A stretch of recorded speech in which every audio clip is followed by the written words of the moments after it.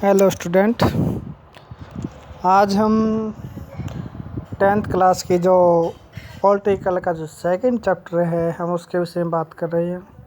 लंबे समय के बाद बात हो रही है हमारी आज।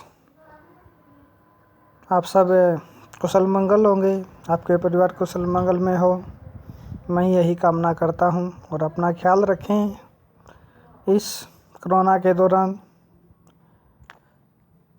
तो हम बात करते हैं आगे। जो हमारा सेकंड चैप्टर है पॉलिटिकल साइंस का, फर्स्ट चैप्टर हमारा कंप्लीट हो चुका था पहले। आज हमारा सेकंड है संघवाद, संघीय शासन व्यवस्था है उसके विषय में कि संघीय शासन व्यवस्था क्या है उसकी बात आती है। संघीय शासन व्यवस्थाओं की विशेषताएं क्या हैं उसके विषय में बात आती है।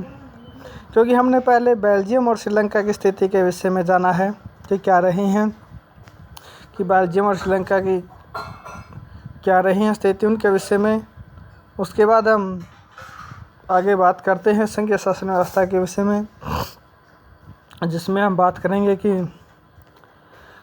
जो संविधान में हमने बदलाव देखे बेल्जियम में, उसने किस प्रकार से जो अधिकार दिए हैं प्रांतीय शासन व्यवस्थाओं के, उसके विषय में बात आई गई है।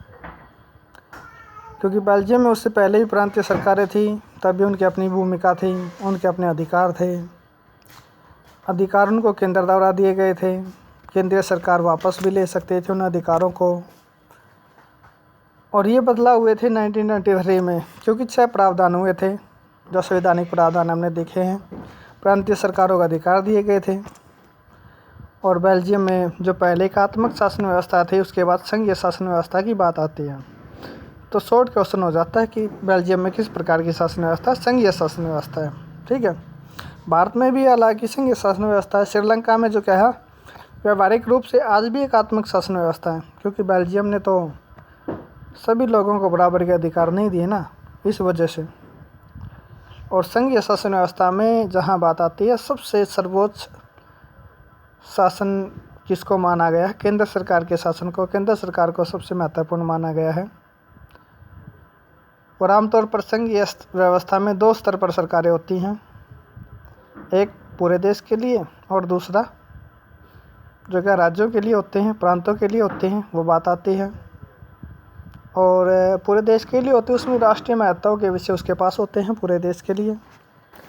और जो आपकी स्थानीय स्तर की सरकारें होती हैं, वो दैनिक अपने कामकाज को ही देखती हैं, दिन प्रतिदिन के कामकाज को ही।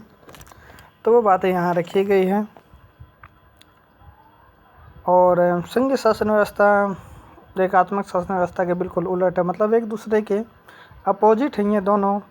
इनमें हमें कुछ अंतर हैं, कुछ वो देखने को मिलते हैं। बात आती है जहाँ जो दिए गए हैं संघीय शासन व्यवस्था वाले देशों की स्थिति दी गई है, जो रेड आपको दिखाई देते हैं, चाहे वो कनाडा है, अमेरिका है, ब्राज़ील है, अर्जेंटीना है, स्पेन है, स्विट्ज़रलैंड है, बेल्जियम है, रूस है, पाकिस्तान है, इंडिया है, यहाँ तक कि चाहे वो ऑस्ट्रेलिया है या दक्षिण अफ्रीका है, नाइजीरिया। मतलब यहाँ क्या कहता है कि 193 देशों में से केवल 25 देशों में ही संघीय शासन व्यवस्था है।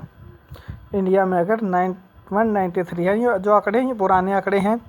और इसी के अकॉर्डिंग हमारे जो कॉन्सेप्ट चलते हैं, और कहता है कि इनमें दुनिया की 40% जनसंख्या निवास करती है, वो बातें यहाँ पे हैं। तो 25 देशों में शॉर्ट क्वेश्चंस की बात आती है। और संघीय शासन व्यवस्था की प्रमुख विशेषताएँ क्या हैं? मोस्ट इम्पोर्टेंट क्वेश्चन है, मोस्ट मैं कहूँ कि सबसे इम्पोर्टेंट क्वेश्चन यही है आज के समय में पॉलिटिकल का। क्योंकि पहले जो ये बैच जा चुका है, इसमें ये क्वेश्चन नहीं आया है। अब की बार जब भी एग्ज़ाम होंगे 10th क्लास के, तो उसमें इसकी संभावना सबसे ज़्यादा है। यहाँ विशेषताएँ हैं कि यहाँ 2 या 2 से अधिक सत्र वाली होती है। यहाँ सरकार जो है 2 या 2 से अधिक सत्र की, कौन सी? केंद्र है, राज्य है, प्रांतीय है, हो गए 3 स्तर, वो बात इसके अंदर है। अलग की सरकारों एक ही नागरिक समूह पर शासन करती है, एक ही नागरिक समूह पे। केंद्र सरकार है वो भी हम पे करती है, राज्य सरकार है वो भी हम पे करती है, और स्थानीय सरकार वो भी हम पे करती है। और तीनों को हम ही चुनते हैं, ये बात भी है। पर कानून बनाने और कर वसूलने और प्रशासन का उनका अपना अपना अधिकारक क्षेत्र है, क्योंकि सीमाएं निर्धारित हैं। किसी दूसरे के अधिकारक क्षेत्र में दखल अंदाजी नहीं कर सकते। क्या हमारे ग्राम पंचायत है किसी दूसरे गांव में जाके काम कर सकती है? नहीं कर सकती। हमारी राज्य सरकार है किसी दूसरे राज्य के जाके दखलंदाजी कर सकती है? नहीं कर सकती। क्या हमारे देश की सरकार है वो कहीं और कहे कि मैं तो यहाँ विकास के कार्य करूँगी, दूसरे देश में क्या कर सकती है? नहीं। तो यहाँ पे वो बात है, विभिन्न स्तर की सरकारों के अधिकारक क्षेत्र संविधान में स्पष्ट रूप से वर्णित है। राज्य क्या करेगा, केंद्र क्या करेगा, स्थानीय सरकार क्या करेगी, ये सब कुछ डिफाइंड किया गया। संविधान सरकार के तहत हर सत्र के अस्तित्व और प्राधिकार की गारंटी और सुरक्षा देता है। उनमें किसी प्रकार के कोई भी अगर दखलंदाजी हो गई कोई मामले में तो उसे गारंटी है वो दी गई है। संविधान के मौलिक प्रावधानों को किसी एक स्तर की सरकार अकेले नहीं बदल सकती। ऐसे बदलाव दोनों स्तर की सरकारों की सहमति से ही होते हैं। अब राज्य सरकार है वो नहीं बदल सकती, केंद्र सरकार है वो नहीं बदल सकती, तो यहाँ अनुमति लेनी ज़रूरी है। और हाँ, एक और इम्पोर्टेंट बात आती है न्यायपालिका की।